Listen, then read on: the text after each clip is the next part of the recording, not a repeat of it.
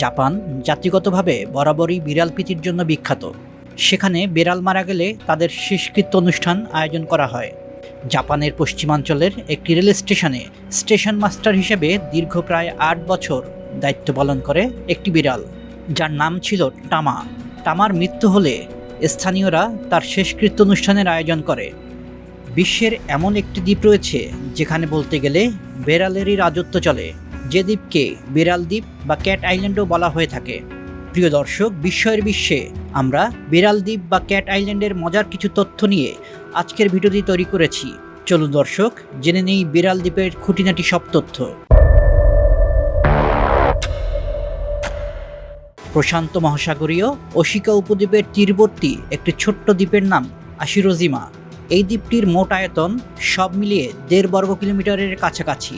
১৯৫০ সালের এক নথিতে দেখা যায় ওই সময় দ্বীপের জনসংখ্যা ছিল ১,০০০-এর চেয়ে কিছু বেশি। ক্রমান্বয়ে মানুষের এই জনসংখ্যা বর্তমানে ১০০-তে এসে পৌঁছেছে। এ থেকেই বোঝা যায় এই দ্বীপটির চারপাশ কতটা নিরিবিলি এবং শান্ত পরিবেশ বিরাজ করে। কিন্তু মজার ব্যাপার হচ্ছে, লোকসংখ্যা কম হলেও এই দ্বীপে বিড়ালের কোনো কমতি নেই। দ্বীপটি জুড়ে সর্বত্রই দেখা যায় প্রচুর পরিমাণে বিড়ালের বসবাস। এখানে বিড়ালের সংখ্যা বেড়ে বর্তমান মানুষের সংখ্যার প্রায় ৮ থেকে ১০ গুণের কাছাকাছি পৌঁছেছে। এই দ্বীপটিতে বেড়াতে গেলে মানুষের দেখা না পেলেও বিড়ালের সঙ্গ থেকে আপনি কোনোভাবেই বঞ্চিত হবেন না। আর এ কারণেই বর্তমানে পর্যটক স্পট হিসেবে দ্বীপটি বেশ জনপ্রিয় হয়ে উঠেছে। দেশ বিদেশের অনেক পর্যটকই ভিড় করছে এ দ্বীপে বিড়ালের অভয়ারণ্য দেখার জন্য। প্রশ্ন জাগতেই পারে যে এ দ্বীপে কেমন করে এত বিড়াল এলো। এর পিছনে খুবই মজার একটি গল্প আছে। দ্বিতীয় বিশ্বযুদ্ধের পরবর্তী সময়েও এই দ্বীপে প্রচুর মানুষের বসবাস ছিল। তাদের মূল জীবিকা ছিল মৎস্যাহরণ, আর দ্বীপের চারপাশ মাছ শিকারের জন্য বেশ অনুকূলও ছিল। কিন্তু এই দ্বীপে ছিল অনেক ইঁদুরের বসবাস। ইঁদুরের অত্যাচারে দ্বীপের মানুষ একসময় অতিষ্ঠ হয়ে উঠল। জেলেদের জালগুলো সব কেটে দিত এই ইঁদুরগুলো। এরপর দ্বীপের মানুষ সবাই মিলে সিদ্ধান্ত নিয়ে শহর থেকে কিছু বিড়াল নিয়ে এলো এই দ্বীপে, আর ছেড়ে দেয়া হলো অবাধ বিচরণের জন্য। কয়েকদিনের মধ্যেই এর ফল পাওয়া গেল। ইঁদুরের উপদ্রব থেকে খুব সহজেই মুক্তি পাওয়া গেল বিড়ালগুলোর কারণে। অন্যদিকে এই দ্বীপে দিন দিন জীবন ধারণ করা অনেক কষ্টসাধ্য হতে লাগলো এখানকার মানুষের জন্য। শুধু মাছ ধরেই আর সেভাবে তাদের জীবন চলছিল না। এছাড়া এই দ্বীপে ছিল না কোনো স্কুল, হাসপাতাল, এমনকি বাজারও। এর ফলে মানুষ দ্বীপ ছেড়ে শহরের দিকে চলে যেতে লাগলো। দিন দিন এখানকার মানুষের সংখ্যা কমতে লাগলো এবং অন্যদিকে বিড়ালদের বংশবিস্তারের ফলে এদের সংখ্যা বাড়তে লাগলো।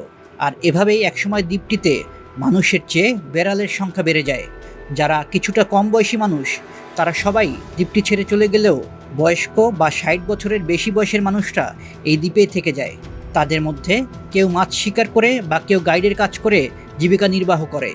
আপনজন ছাড়া এই বৃদ্ধ বয়সে মানুষগুলোর বেঁচে থাকার একমাত্র অবলম্বনই হচ্ছে এই বিড়ালগুলো। বিড়ালদের প্রতি জাপানের অধিবাসীদের অন্য ধরনের এক স্নেহ মমতা বরাবরই লক্ষ্য করা যায়। বিড়ালকে তারা সৌভাগ্যের প্রতীক হিসেবে দেখে থাকে। জাপানের অনেক ব্যবসায়ী দোকানের সামনে আঙুল নাড়ানো বিড়ালের পুতুল রাখে।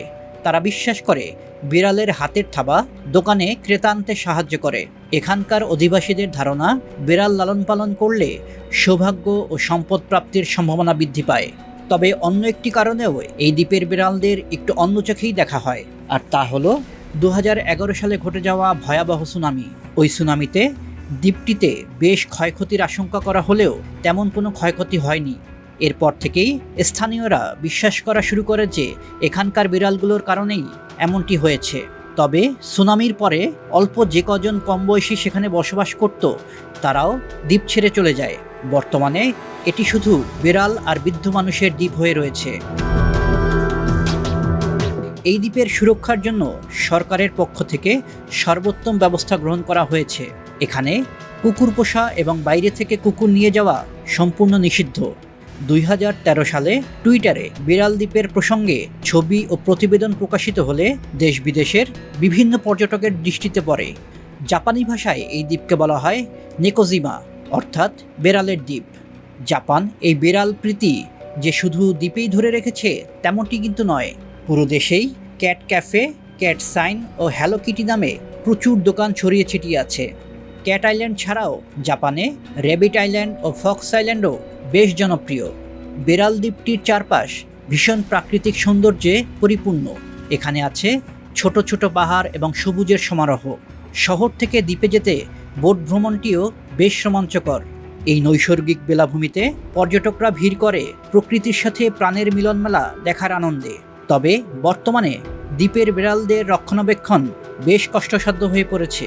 দ্বীপে বিড়ালদের জন্য পর্যাপ্ত খাবারের অভাব রয়েছে।